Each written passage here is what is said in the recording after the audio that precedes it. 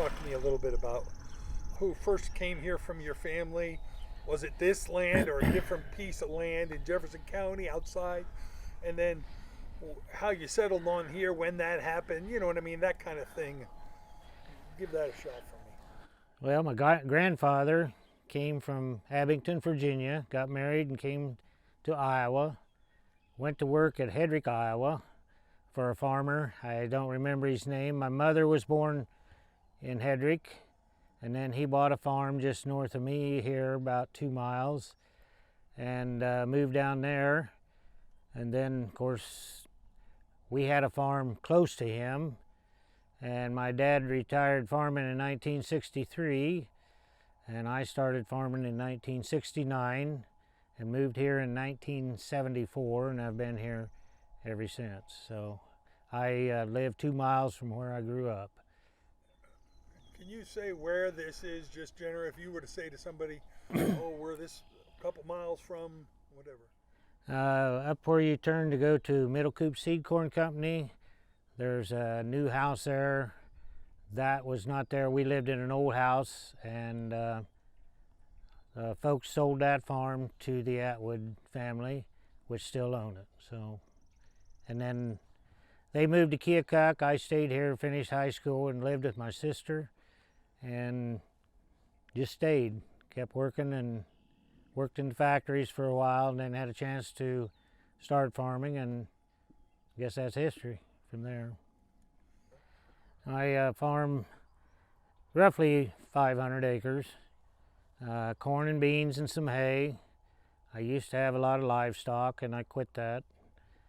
And basically that's what I do. And of course I have my business on the side that I take care of, and nothing exciting, but I've been farming now for, well, it'll be 50 years now. So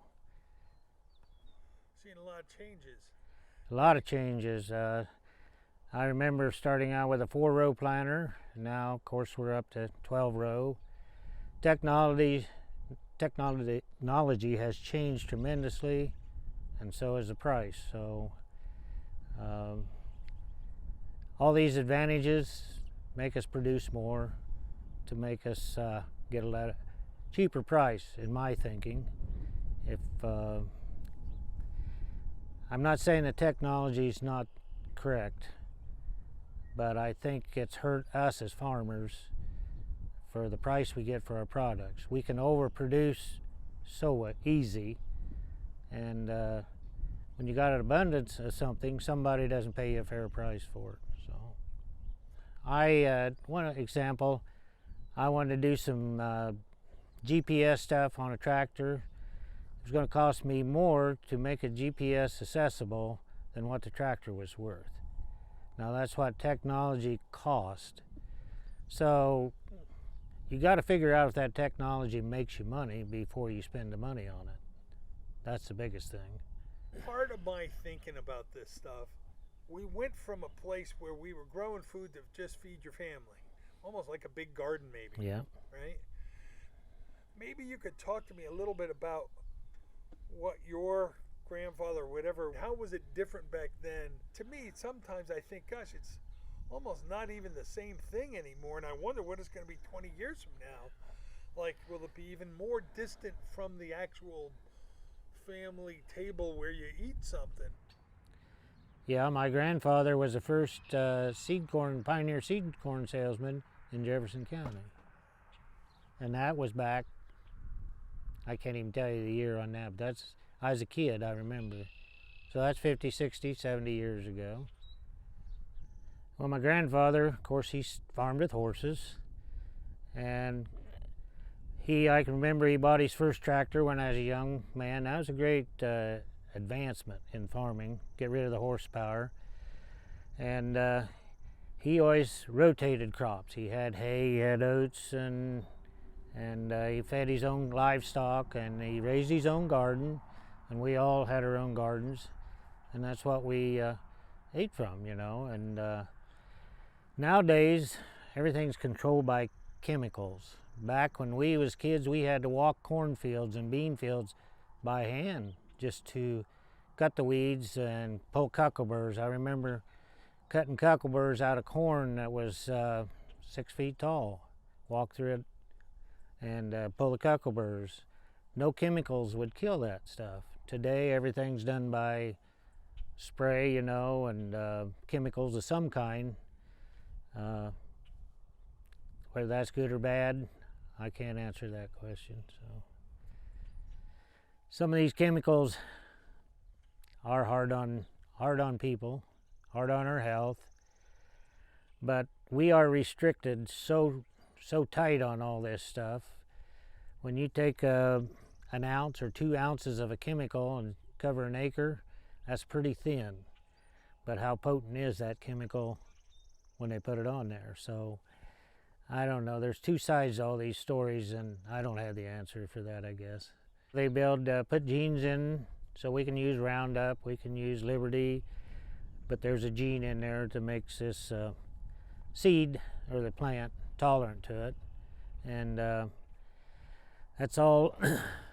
I'm no chemist, so I don't really know all the answers, but I can remember back when I started farming, the chemical atrazine was just coming in, and they never told us it would hurt us or anything. We spread that stuff and put it in the tanks. No gloves, no protection, you know. I never thought anything about it. Nowadays, all that stuff's got restrictions on it. There's a lot more study on it, and I think it's to the good for everybody involved. But yeah, we back in I would say about 64 or 5, we started getting more chemicals where we could control like foxtail, these cockleburs, but the weeds keep getting resistant to what they develop. So who's the smarter, the weed or the chemical company? So we're not going to get rid of weeds, I'll guarantee you. They will build a resistance to whatever we shoot at them, I'll guarantee you. Oh, years back I tried organic farming. I didn't get a good crop. I guess my experience is kind of bad because the guy's raising the crop he went belly up, so I didn't get any premium, but the yield wasn't there. And one of my neighbors come by and he says, "Orv, I didn't know you grew weeds." And I kind of hit home because I'm kind of picky about my farm operation and how it looks. So that's one reason, and it just didn't work for me. So there's a lot of people saying there would be a lot of land here that's unfarmable if you didn't have the tiling work that people did. Tiling used to be old clay. Now it's used in a plastic form called perforated plastic tile, and it's all together. The old clay tile was 1 foot long, and you had to put one in at a time in the ground. So that technology, and now it's all GPS, where before you used lasers and by hand. Now the machines are all run off of a satellite somewhere. And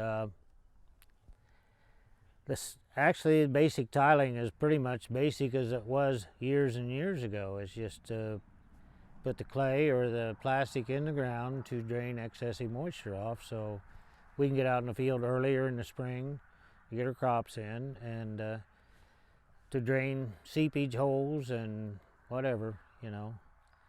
It just makes the farm nicer to farm, and the yield comes up too. Well, you use the tiling, you come in, and then you put your terraces in, and then that holds your soil. And then you can strip farm it, or you can farm it whatever, but strip farming is not too much of that around here. There's a few places. I had a strip here at one time just for controlling erosion. Is the only reason. I made hay off of it. No, not a big deal, but it worked. It did what I wanted to do, and the reason I went to my CRP is I was getting tired of seeing my dirt go down the creek.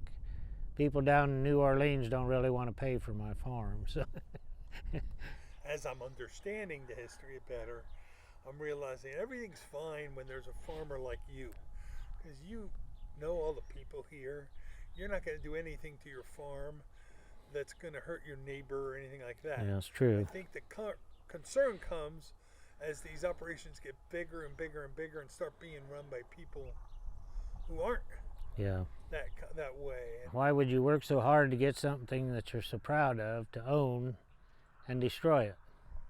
A farmer's not made that way, you know. But why would you destroy something, like I say, that you worked your life to get and be proud of? So let's talk a little bit about tractors, because I know that's a passion of yours. yes. And I'd like to know a little bit about what you can tell us from all these tractors you got here. What stories they tell? Well, how I got involved in it, my grandfather had this same Massey Harris tractors. We farmed with them tractors when I was a kid. And I remember my grandfather buying a new tractor when, I don't know, 7, 8 years old. And me and my cousin would fight who could drive that tractor. And we'd have to set it down on clear out of the seat so we could even reach the pedals. Now, them's the things you remember, but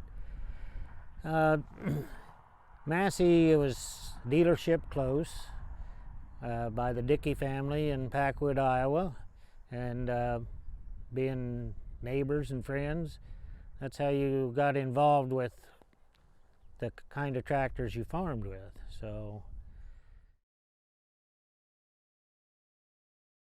I don't know, the hobby of collecting tractors, I started that 25 years ago.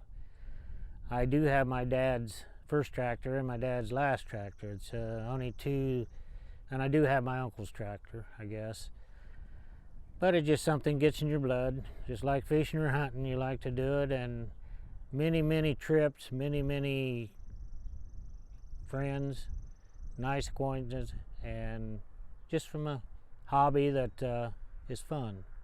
So my dad's first tractor was he bought new in 1942, and I just drive it in parades. It's just I don't know, you gotta be a collector to understand, but it's just neat to have you've saved history, I guess, with your dad's tractor.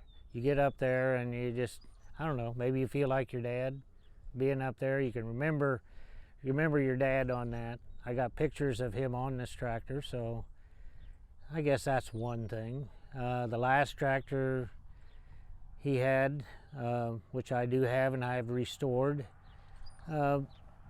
I don't know, same thing, he farmed with it. And I still use it in my farm operation some, just tinker with it.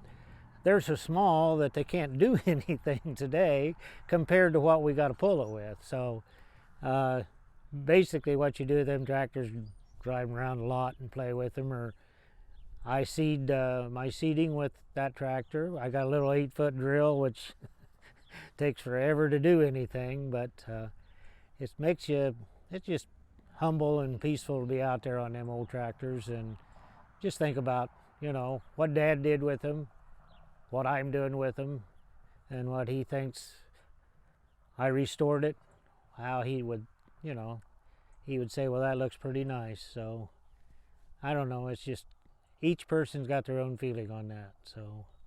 So you want me to start a tractor and drive it around? Well, huh? yeah, when we're done, I would love that. I can take the one that ran over me the other day. That's the one to start. Yeah, that goes plenty, doesn't it? Yeah. I heard I almost didn't get to interview you. Yeah. What the heck happened? Oh, that tractor there, I was working on it and got me down and knocked me on the floor. And Which one, that one? yeah, see my head? That looks good. Holy smokes. That's all I got out of it, Dick. But it drug me down underneath it, and I got away from it. You know, it's a humbling thing, isn't it? I mean, Yeah. you realize how long you work on these things. Probably nobody knows tractors as well as you do. Yeah, certainly you're one of those that know it a lot, and yet you can still find yourself in a position Yeah. that When I got done, Dick, I went up and checked, and it was in neutral. The gear shift was in neutral, but the tractor wasn't. It locked in the gear. So all I can say was, good Lord didn't need me. Or the devil didn't want me. I don't know. Or Dick needs you a little more.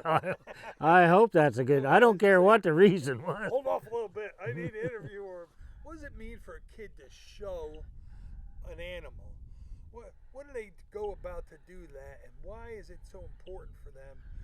Just you see them coming in the fair, and sometimes the kid's not too old, right? Yeah. And they've known that animal since they were born, right? And Yeah. they've. I don't know, just a pride that these kids get in. I really don't know what to say on that, and Dick. It seems like it's the work they do every day. Yeah, it's just. And it's a chance for them to show it off a Yeah, little bit. yeah, it if you is. will, right? It's a pride in seeing if they can get a blue ribbon, or they can, last year we got a red ribbon. This year I'm going to do a little better, and I'm going to get a red ribbon, and someday I'm going to get that purple ribbon. And it's just kids, I guess. Each kid would have his own answer to that question, I would say. What the heck is going on? The average guy doesn't know what the heck's going on. Maybe you can relate to it like a Ford and a Chevy or something like that. Well, just like vehicles. I mean, your dealer, like I said earlier, dealership creates what you use for equipment. Back in these tractors' time, we did have a Massey dealer, which over the years, Massey has been bought, sold, and now we do have a dealer in Lockridge, Graber's Implement. So John Deere's been here forever. That's why people have John Deere. International was here. It's not here now, but we had AC dealerships here. We've had a Ford dealership here. And back in early days, like my early tractors, there was way more tractor companies than there are now. And they have been combined and bought and, I don't know, merged together and did all this stuff. So now we're down to quite 4 or 5, maybe 6 major companies now. But it's still dealership. It's where you can get your parts and get your service, get your get whatever you need from that store. That's your basis. You can't afford to drive 100 miles to get parts when you got a dealer like me 6 miles. So you're loyal to them, and they're loyal to you. So can you tell me which colors means what to which the major firms? I know you all know this, but I don't. Like, what's yellow or what's green and yellow? Well, green's John Deere, red's International, red's Massey Ferguson, blue's New Holland. I guess that's about it anymore. I mean, used to be, we do have, they've merged, I guess. Have to take that out. But they just keep merging and they get smaller, bigger companies, but smaller numbers. So like Echo, White, Oliver, what else? Went into ACO, Massey Ferguson. Now they came back and they're Massey Ferguson because they knew they could sell more Massey Fergusons than they could ACO. It's a marketing game. So the buck. Dollar bill speaks. So. You have any non-Massey tractors here? Yeah, I got eight that are not Massey. I farm with John Deere, but in my collection I got Oliver. I've got Minneapolis Moline. I've got Ford. I've got Case. I got. I guess that's about it. Well, these tractors are all right at 40 and 50 years old. I got some tractors that were 1935, 36, so you figure that out. That's they're 75, 80 years old. So no, depends how they're taken care of, Dick. My thrill is to bring this tractor home in whatever shape it's in, get it back in shape, and then take it for a ride to say that I have brought history back to life and you know, and that's enjoyment I get out of it. So all them old tractors, they're getting hard to buy. You know, they don't make them anymore. They're in a salvage yard somewhere or in somebody's collection. So. Or who's going to farm this land when you're not here? Well, I hope my son or my grandson. I guess I won't know and won't have a decision to make there. So. Well, maybe they'll be riding that John Deere that you're farming with and thinking, "Oh, what a little old machine this is." I hope they're out riding my dad's tractors. That way they could have some memory and know where this all came from over the years, you know.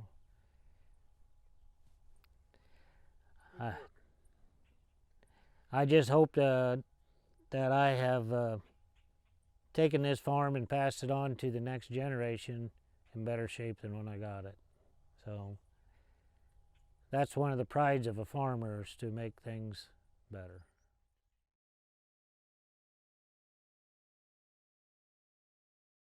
Head, heart, hands, and health. Yeah.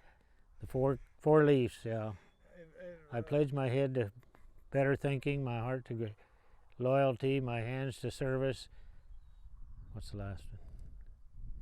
Heart, hands, health to better living for my club, my community, my country, and my world. God.